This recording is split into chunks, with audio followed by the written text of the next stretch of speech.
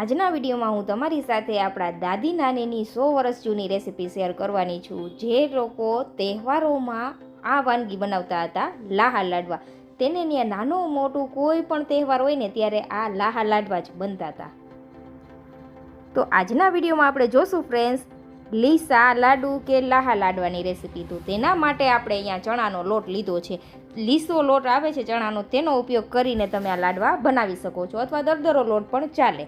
તો હવે આપણે અહીંયા 500 ગ્રામ જેટલો લોટ લીધો છે, ચણાનો લોટ. તેને આપણે આ રીતે એક બાઉલની અંદર ઉમેરી દેવાનું છે. કોઈ પણ એક આ રીતના માપ સેટ કરી લેવાનું છે તમારે, જેથી આગળ તમને બધું પરફેક્ટ માપ મળી રહે એટલા માટે.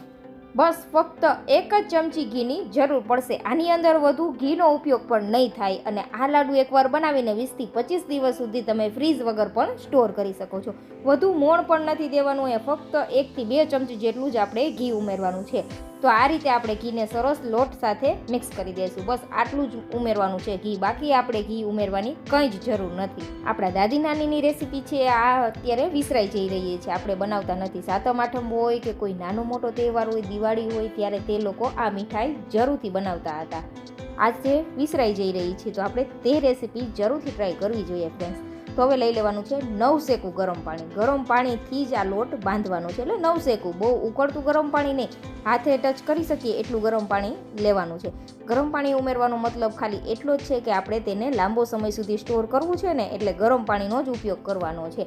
તો આ રીતે થોડું થોડું પાણી ઉમેરતા જશું અને લોટ બાંધી લેવાનો છે. ચણાનો લોટ થોડો ચીકાશ પડતો હોય છે, એટલે તેની અંદર આપણે વધુ પાણીની પણ જરૂર નહીં પડે. તો આ રીતે થોડું થોડું જરૂર લાગે એટલું આપણે પાણી ઉમેરતા જવાનું છે, અને આનો સોફ્ટ એવો ડો રેડી કરી લેવાનો છે.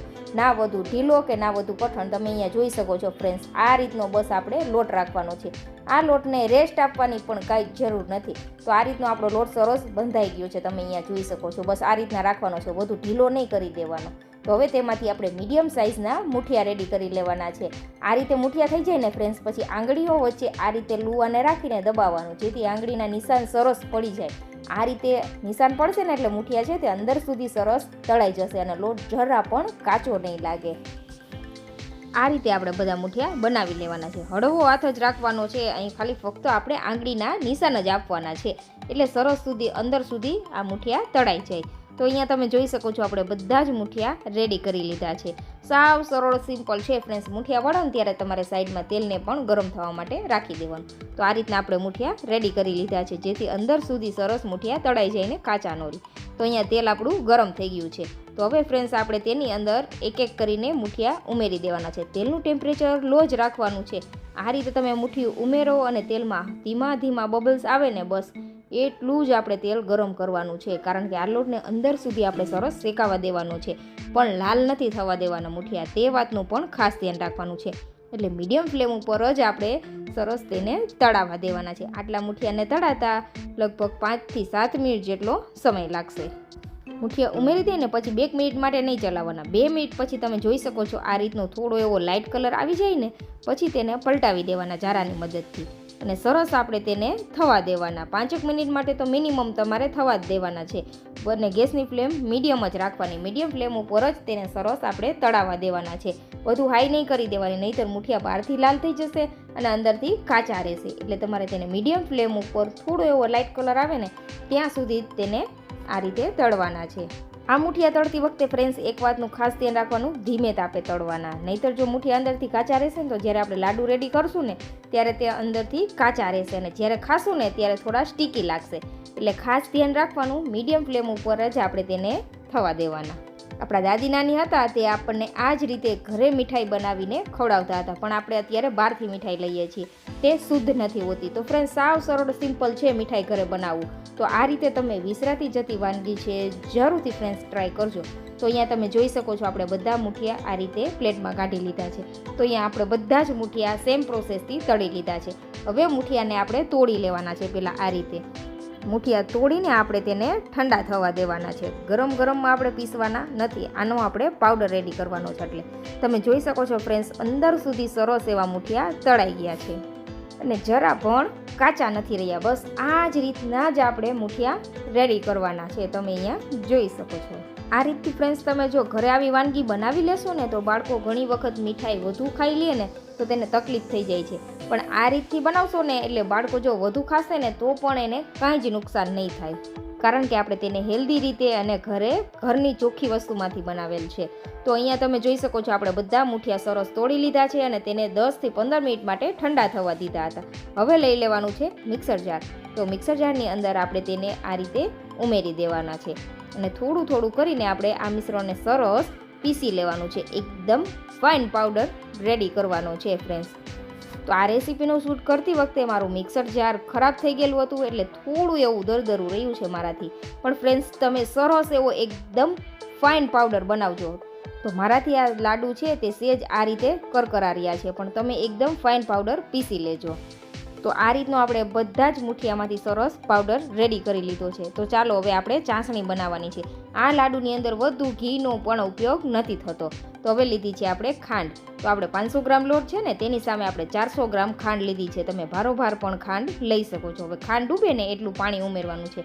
પાણી વધુ નહીં, ખાંડ ડૂબે એટલું જ ઉમેરવાનું છે. સરસ આપણે ખાંડને પાણી સાથે મિક્સ કરી દઈશું અને ગેસની ફ્લેમ આપણે થોડી વાર માટે હાઈ રાખીશું. ત્યાં સુધીમાં ફ્રેન્ડ્સ તમે ચેનલ ઉપર નવા છો, હજુ સુધી ચેનલ સબસ્ક્રાઈબ નથી કરી તો ઝડપથી જાઓ, ચેનલ સબસ્ક્રાઈબ કરી લો અને આવી જ અવનવી વિસરાતી જતી વાનગી જોવા માટે જરૂરથી ચેનલ સબસ્ક્રાઈબ કરી લેજો. અને આ વિડીયો વધુમાં વધુ તમારા ફ્રેન્ડ્સ અને ફેમિલી મેમ્બરમાં શેર કરવાનું તો ભૂલતા જ નહીં.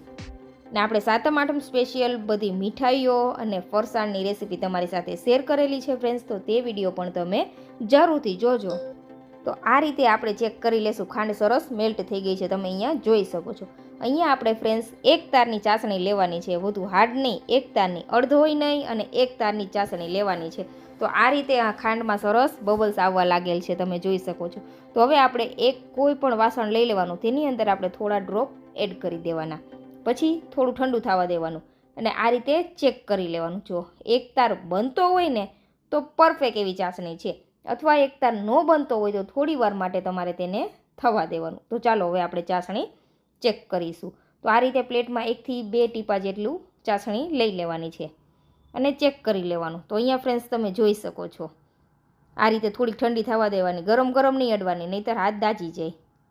આ રીતે તમે જોવો છો એક તાર બને છે, તૂટતો નથી તાર. આ રીતે ખેંચવાનું, જો હાથેથી તમે જોઈ શકો છો એક તાર બને છે. બસ આ જ રીતનો તાર હોવો જોઈએ. ગેસની ફ્લેમ તરત બંધ કરી દેશું. હવે એક નંગ આપણે અહીંયા જાયફળ લીધું છે. 500 ગ્રામ છે ને આપણો ચણાનો લોટ, એટલે આપણે એક જાયફળ ઉમેરી દીધું છે. જાયફળ ખૂબ જ સરસ લાગે છે. હવે ચપટી આપણે તેમાં ફૂડ કલર ઉમેરી દઈશું, યલો ફૂડ કલર. ઓપ્શનલ છે, પસંદ હોય ને તો ઉમેરવાનું, અથવા તમે એમનેમ પણ આ લાડુ રેડી કરી શકો છો. એમનેમ પણ સરસ જ કલર આવે છે. ચપટી આપણે ફૂડ કલર ઉમેરી દઈશું જેથી દેખાવ માર્કેટ જેવો આવે. તો હવે ચાસણી રેડી છે ને ગેસની ફ્લેમ બંધ કરી દીધી. હવે તરત જ આપણે જે લાડુવાળું મિશ્રણ રાખેલું હતું મુઠિયાનું તે ઉમેરી દઈશું પાવડર અને સરસ આપણે ફટાફટ મિક્સ કરી દેવાનું છે. આ પ્રોસેસમાં જરા પણ ઢીલ નથી રાખવાની, ફટાફટ મિક્સ કરી દેવાનું. આ રીતે તમે જોઈ શકો છો. અને અત્યારે ચાસણી છે તે આ લોટ સાથે સરસ મિક્સ થઈ ગઈ છે, એટલે થોડું મિશ્રણ ઠંડુ પણ થઈ ગયું છે, એટલે ફટાફટ આપણે તેમાંથી લાડુ પણ બનાવી લેવાના છે. વાર નથી લગાડવાની, નહીંતર જો વાર લગાડીશું તો આ મિશ્રણ સેટ થવા લાગશે ને લાડુ નહીં બાંધી શકીએ. એટલે ફટાફટ આપણે તેમાંથી લાડુ રેડી કરી દેવાના. તો આ રીતે બધું આપણે સરસ મિક્સ કરી દીધું છે, તમે અહીંયા જોઈ શકો છો. આ રીતનું આપણું મિશ્રણ રેડી છે. તો હવે ચાલો તેમાંથી આપણે લાડુ રેડી કરી લેશું. કાઠિયાવાડમાં નાના મોટા તહેવારમાં આ લીસા લાડુ બનતા જ હોય છે. જો પસંદ હોય ને તો ઉપરથી તમે 1 ચમચી જેટલું ઘી ઉમેરી શકો છો. પસંદ હોય તો જ ઉમેરવાનું, અથવા તમે ન ઉમેરો તો સ્કીપ પણ કરી શકો છો. ઘણી વખત ફ્રેન્ડ્સ એવું થતું હોય કે ચાસણી હાર્ડ આવી જાય, તો તમારે શું કરવાનું, 1 થી 2 ચમચી જેટલું પાણી ઉમેરી દેવાનું. જ્યારે તમારી ચાસણી હાર્ડ આવી ગઈ હોય, બધું મિશ્રણ બાઇન્ડ ન થતું હોય તો તમારે 1 ચમચી જેટલું પાણી ઉમેરી દેવાનું, એટલે સરસ એવું મિશ્રણ તમારું પરફેક્ટ થઈ જશે. તો અહીંયા હવે આપણે તેમાંથી લાડુ વાળી લેશું. મીડિયમ સાઇઝના આપણે લાડુ રેડી કરવાનું છે.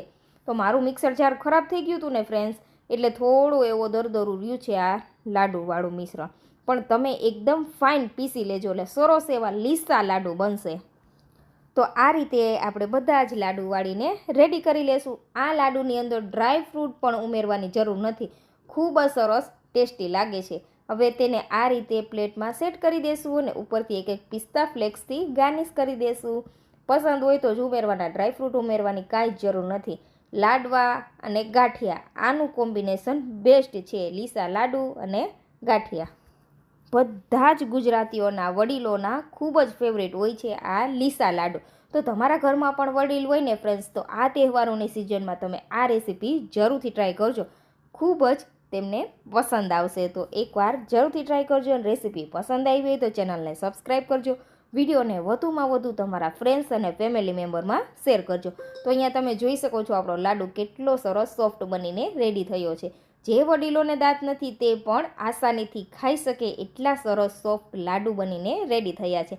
આ લાડુને એરટાઇટ કન્ટેનરમાં ભરીને તમે 15થી 20 દિવસ સુધી ફ્રીઝ વગર પણ સ્ટોર કરી શકો છો, જરા પણ ખરાબ નહીં થાય.